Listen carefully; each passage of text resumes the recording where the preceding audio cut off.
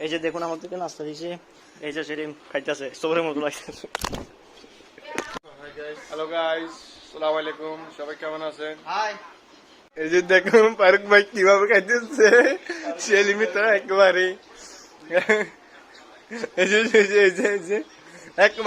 একেবারে বাড়ি খালি করে ফেলছে দেখেন এই ছেলেটা। আর আমি একটা নিছি, একটা খাইতেছি 1 ঘন্টা পর্যন্ত।